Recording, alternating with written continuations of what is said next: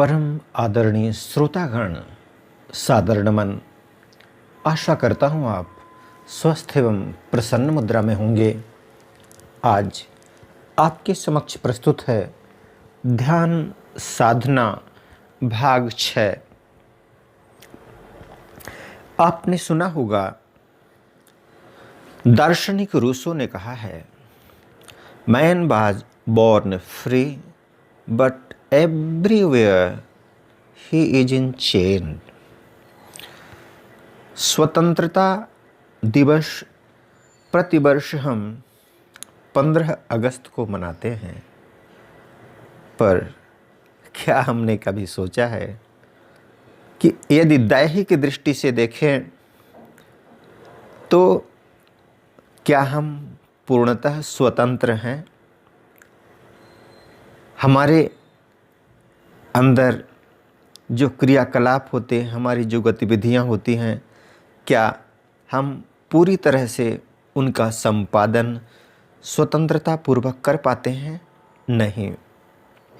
आइए लेते हैं एक उदाहरण को। आपने सुना होगा, एक पिता पुत्र एक घोड़ी के साथ जा रहे थे। जाते जाते पिता ने पुत्र से कहा, बेटा तुम बैठ जाओ, घोड़ी को इस तरह से चलाना ठीक नहीं है, उपयोग होना चाहिए। जैसे ही पुत्र घोड़ी पर बैठा, कुछ आगे जाने पर कुछ लोगों ने जब इस दृश्य को देखा तो उन्होंने कहा, हाय घोर कलयुग है, देखिए तो बेटा घोड़ी पे सवार और इधर पिता पैदल चल रहा है। उनकी बात को सुनकर परिवर्तन किया गया। पिता बैठ गया, पुत्र नीचे चल पड़े आगे की ओर। फिर लोगों ने जब देखा तो मुंडे मुंडे मतिर्भिन्ना, मेनी मैन मेनी माइंड। अब उन्होंने कहा, देखिए तो बेटा पैदल चल रहा है और ये बेटा पैदल चल रहा है और पिता घोड़ी पे सवार। उनकी बात को सुनकर ये प्रभावित हुए। फिर पिता नीचे उतरे। अब पिता पुत्र दोनों सवार हो गए उसमें। फिर लोगों ने कमेंट किया।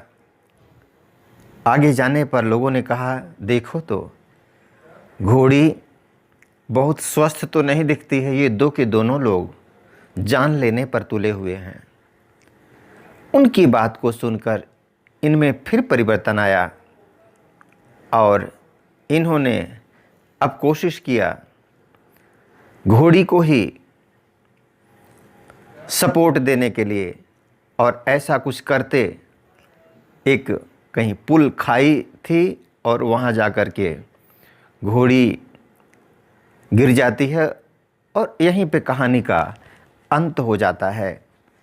अब इस कहानी का प्रयोजन सिर्फ इतना था, प्रिय श्रोतागण, ये बताना कि हमारा जो जीवन है बहुत कुछ कहा सुनी पर निर्भर करता है। हमारे घर परिवार में, हमारे समाज में, दोस्त यार, संबंधी, रिश्तेदार, वो जो कुछ कहते हैं उनके अनुरूप हम एक तरह से कठपुतली की तरह परिवर्तित होते रहते हैं।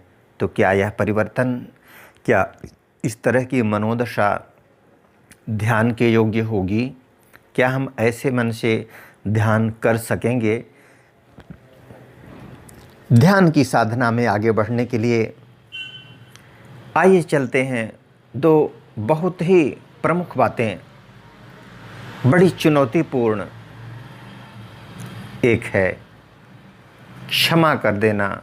जिन्होंने आपके प्रति कुछ गलत किया है उनको क्षमा कर देना, और जिनके प्रति आपने गलत किया हो लाइफ में उनसे क्षमा मांग लेना। क्षमा कर देना और क्षमा मांग लेना। क्षमा करेंगे कैसे? जब हम भूल पाएंगे भुला देंगे तो यदि आपने किसी के किए हुए काम को जिससे आपको पीड़ा पहुंची हो भुला दें तो I am sorry for what I have done to them, उनके प्रति जो आपने बुरा किया, वो जो लोग हैं जाने अनजाने में जिनके प्रति कोई गलती हुई, तो सॉरी बोलने पर एक क्षमा का भाव प्रकट होता है। अब I forgive them for what they have done to me, जो कुछ उन्होंने किया है उनको आपने क्षमा किया। I forgive them for what they have done to me, जो कुछ भी उन्होंने किया है उनको आपने क्षमा कर दिया। और जिनके प्रति आपने गलत किया है, I am sorry for what I have done to them, जो कुछ गलत हमसे बन पड़ा है औरों के प्रति। देखें, क्षमा कर देना, जब पीड़ा पहुंची है तो क्षमा कर देना क्या इतना आसान होता है? नहीं, आसान तो नहीं होता, पर असंभव भी नहीं होता। कहते हैं क्षमा बड़न को चाहिए, छोटन को उत्पात।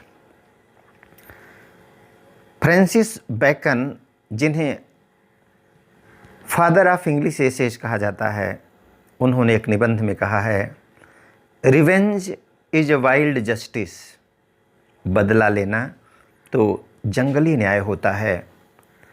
यदि हम क्षमा कर पाएं किसी को तो बड़प्पन हमारा इसी में है।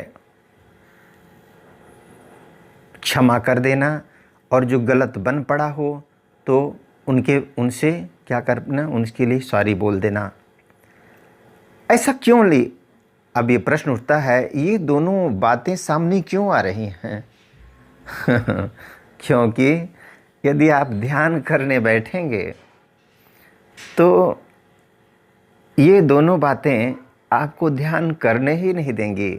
जब आप शांत चित्त होकर बैठेंगे तो जिसने आपको सताया है, जिसने आपका बुरा किया है, वो सामने आएगा तो ध्यान बाधित हो जाएगा। जो आप जिन ऊंचाइयों की ओर जाना चाह रहे हैं, ध्यान के माध्यम से मुक्त होना चाह रहे हैं, शांत होना चाह रहे हैं, अशांत हो जाएंगे। क्षमा कर देना, क्षमा करने से आप मुक्त हो जाएंगे और फिर ऊपर उठने लगेगी चेतना। और फिर सॉरी बोलना, हमने जो गलत किया है किसी के प्रति उसको सॉरी बोलना, दिल से सॉरी बोलना। अब आपको लगता है कि हम ध्यान करने बैठेंगे और सॉरी बोल देंगे तो क्या मेरा सॉरी उसके पास चला जाएगा? या जिसको हम क्षमा की बात करेंगे क्या वो क्षमा उस तक चला जाएगा? बिल्कुल बिल्कुल चला जाएगा। कैसे? जैसे आपका मैसेज कहाँ से कहाँ चला आता है और चला जाता है, कितनी दूरी तय कर लेता है। ये जो प्रकृति में वातावरण की तरंगे हैं, ये माध्यम बनके जिस तरह से कितने किलोमीटर का मैसेज आपके पास आता है और आप यहाँ से भेज भी देते हैं, उसी तरह से हमारे अंदर जो संकल्प उठते हैं वे संकल्प भी सीधे पहुँचते हैं। जिस व्यक्ति के प्रति हम संकल्प करेंगे, जैसा संकल्प करेंगे वो उन तक पहुँचेंगे। इसलिए जब हमने क्षमा कर दिया और दूसरे के प्रति सॉरी बोल दिया तो क्या बात यहीं पे ख़त्म हो गई? नहीं। क्या करना है? इसके लिए मुंह से या मन से बोलना है, I extend my love, respect and blessings to them. जिन्होंने आपका बुरा भी किया है उनको आप क्या दे रहे हैं? आई एक्सटेंड माई लव, लव भी देना, रिस्पेक्ट भी देना है, ब्लेसिंग्स भी देना है। इतना बड़ा दिल बनाना होता है ध्यान की साधना में आगे जाने के लिए। अब इतनी बड़ी चुनौती, इतनी बड़ी कीमत ध्यान पर उतरने के लिए, बिल्कुल यदि पूर्णतया प्रारंभिक तौर पर प्रारंभिक अवस्था में न भी हो पाए तो आप आंशिक रूप से अंग्रेजी के एक कवि हुए हैं कॉलरिज, एस.टी. कॉलरिज, उन्होंने सिद्धांत दिया है बिलिंग सस्पेंशन ऑफ डिसबिलीफ। यानी ये आपको लगता है कि हम क्षमा नहीं कर पाएंगे, इतना बुरा किया किसी ने मेरे प्रति और हम उसको क्षमा नहीं कर पाएंगे, तो विलिंग सस्पेंशन, थोड़ी देर के लिए जब आप ध्यान करने बैठें तो सस्पेंड करना, विलिंग सस्पेंशन ऑफ डिसबिलीफ। आपको लगता है कि आप क्षमा नहीं कर पाएंगे तो भी ध्यान की अवस्था में बैठने के लिए एक निश्चित समय के लिए, जिस तरह से मैथ में लगाते हैं माना कि मूलधन इतना है, उसी तरह से मान के चलना है कि माना कि हमने क्षमा कर दिया और आई extend my love respect and blessing, अपना रिस्पेक्ट, लव और ब्लेसिंग्स हमने उनको दे दिया। तो जब आपने ऐसा कर दिया, उस समय जब आप ध्यान करने बैठेंगे तो अब आपका ध्यान ऊर्ध्वगामी होगा, आप ऊपर उठ पाएंगे और ध्यान हीरा है, ध्यान मोती है, ध्यान सब कुछ है। ध्यान से बड़ी उपलब्धि इस संसार में दूसरी नहीं है। उपलब्धियाँ, बड़ी बड़ी सम्राट, बड़ी बड़ी पद प्रतिष्ठाएं हो सकती हैं संसार में, लेकिन इसके आगे सब नतमस्तक हो जाते हैं, सब इसके नीचे होते हैं। ध्यान वह अमूल्य प्राप्ति है आपके लिए। शांति, सुख, आनंद, प्रेम, शक्ति, स्वास्थ्य, पवित्रता, सब की जननी, सब कुछ देने वाला यह ध्यान है। अब आइए, जब आपने ऐसा कर दिया है, क्षमा भी कर दिया और शायरी भी बोल दिया, तो अब आपका न कोई मित्र रहा और न शत्रु रहा। अब आगे की यात्रा प्रारंभ होती है। Being a soul acting a role. अब ध्यान में लाना है कि मैं शरीर नहीं, एक आत्मा हूँ। शरीर क्या है? शरीर तो एक मेरा साधन है, शरीर एक वस्त्र है, हमने इसको धारण किया है और वास्तविक परिचय तो मैं एक आत्मा हूँ। और परमात्मा कौन है? परम ज्योति स्वरूप परमात्मा है। हम भी बिंदु हैं और परमात्मा भी बिंदु हैं। ज्योतिर्लिंग हम देखते हैं, 12 ज्योतिर्लिंग हैं परमात्मा का प्रतीक। सौराष्ट्रे सोमनाथम च श्रीशैले मल्लिकार्जुनम, उज्जैन्याम महाकाल ओंकारममलेश्वरम, परल्याम वैद्यनाथम च डाकिन्याम भीमशंकरम, सेतुबंधे तु रामेशम, नागेशम दारुकावने, वाराणस्यां तु विश्वेशम, त्र्यंबकम गौतमी तटे, हिमालये तु केदारम, घृष्णे श्रम तु शिवालये, एतज्ज्योतिर्लिंगानि सायं प्रातः पठेन्नरः, सप्त जन्म कृतं पापम स्मरणेन विनश्यति। वो जो ज्योतिर्लिंग हैं, तो हमारी और परमात्मा से नज़दीकी कैसे बनती है? क्योंकि आत्म रूप में हम भी प्रकाश स्वरूप हैं। कहते हैं प्रकाश निकल गया, ज्योति निकल गई, ज्योति ज्योति में समा गई, तो हम ज्योति बिंदु आत्मा हैं। और परमात्मा कौन है? परम ज्योति स्वरूप हैं। हम ज्योति स्वरूप हैं और परमात्मा परम ज्योति स्वरूप हैं। अब ऐसा लगता है कि हम भी ज्योति स्वरूप हैं और परमात्मा भी ज्योति स्वरूप हैं। यह कैसे संभव होता है? आइए इसको थोड़ा समझते हैं। इस संसार में हमने देखा है कि बहुत बड़े आदमी हैं। हम जब कहते हैं अपने व्यवहार में कि बिल गेट्स और एक से बढ़कर एक महापुरुषों का जब हम नाम लेते हैं कि बहुत बड़े आदमी हैं, तो क्या कोई भी बहुत बड़े जो आदमी होते हैं शारीरिक संरचना में तो नहीं होते ना बहुत बड़े? हम उनकी संरचना हमारे जैसे ही होती है।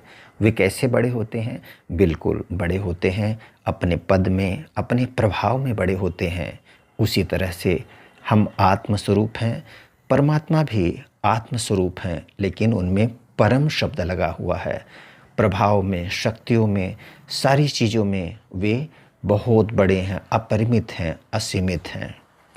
तो अब उनसे सामीप्य स्थापित करने के लिए आगे बढ़ेंगे तो देखेंगे कैसे हमें अपने शारीरिक स्तर से ऊपर उठना है।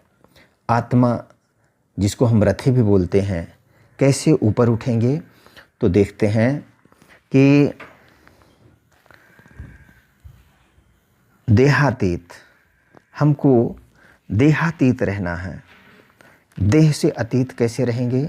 जब हम दैहिक दृष्टि नहीं देखेंगे, हम किसी को देखते हुए भी देखेंगे, आत्मिक रूप से देखेंगे, तब हमें ऐसा लगेगा कि मैं भी आत्मा और वो भी आत्मा। फिर न कोई काला, न गोरा, न छोटा, न मोटा, कोई भेद ही नहीं दिखाई देगा। तब फिर लगेगा कि अरे, ये तो विश्व बंधुत्व का भाव विकसित हो रहा है। देहातीत, दृश्यातीत, जब हम फिर दृश्य हमारे सामने जो आते हैं, यानी किसी की देह हमको प्रभावित न करे, काला, गोरा, छोटा, मोटा, या शारीरिक रूप से सुंदर या असुंदर, जब कोई प्रभावित न करे तो समझना चाहिए कि हमारी आत्मिक स्थिति का उत्थान हो रहा है। तो देहातीत, दृश्यातीत, हर दृश्य को भगवान की लीला समझ करके उसको साक्षी भाव से देखना। देहातीत, दृश्यातीत, बागातीत, वाणी से अतीत। किसी ने अच्छा प्रेम पूर्वक बोला तो भी सही, कुछ वाणी में यदि मिठास कम हुई किसी के, तो भी उसका स्वागत करना। कैसे बनना? दर्पण की तरह बनना। देखिए, बचपन से हम शीशे के सामने जाते हैं, शीशे का स्वभाव क्या होता है? शीशा स्वागत तो सबका करता है, लेकिन संग्रह किसी का नहीं करता। आपने आज तक नहीं देखा होगा कि शीशे ने किसी भी व्यक्ति की छवि को अपने में सेव कर लिया हो, ऐसा उसका स्वभाव ही नहीं है। इसी तरह से हमारा भी स्वभाव हो जाना चाहिए। तो देहातीत, दृश्यातीत, जैसे भी दृश्य हों, जैसे भी लोग हों, देहातीत, दृश्यातीत, बागातीत, वाणी से परे, जिस प्रकार के भी स्वभाव संस्कार हमारे आसपास लोगों के संबंध संपर्क में आने पर जैसा भी स्वभाव संस्कार उनका हो, सबका स्वागत करना। देहातीत, दृश्यातीत, बागातीत, वाणी से अतीत रहना, संबंधों से अतीत रहना, सारे संबंधों को स्वागत करना, दिल से स्वागत करना, वे जैसे भी हैं। संबंधातीत, समस्यातीत, जिंदगी की कोई समस्या है, उस समस्या का भी स्वागत करना, क्योंकि समस्याएं तो मेहमान की तरह होती हैं। कैसे? जैसे मेहमान कोई भी होता है तो वो इस संसार में आता है, आते ही मेहमान को यह पता रहता है कि एक निश्चित समय के बाद उसे चले भी जाना है। उसी तरह से ज़िंदगी में समस्याएं आती हैं, चुनौतियाँ आती हैं, लेकिन वे सब मेहमान की तरह होती हैं। एक दिन आई हैं तो सिर्फ जाने के लिए ही। इसलिए तुलसी इस संसार में सबसे मिलियो धाय, ना जाने किस वेश में नारायण मिल जाएं। तो सबसे मिलजुल कर जब हम रहेंगे, सिय राम में सब जग जानी, सीताराम में दृष्टि हो जाएगी, तब हम ध्यान की अवस्था में परिपक्व होंगे और फिर हम किसी भी बात से, किसी भी क्रियाकलाप से प्रभावित नहीं होकर के और वास्तविक स्वतंत्र जीवन जी पाएंगे। वीडियो देखने के लिए धन्यवाद एवं आभार। मिलेंगे अगले वीडियो के साथ, तब तक के लिए जय हिंद, जय जगत। आपका जीवन मंगलमय हो।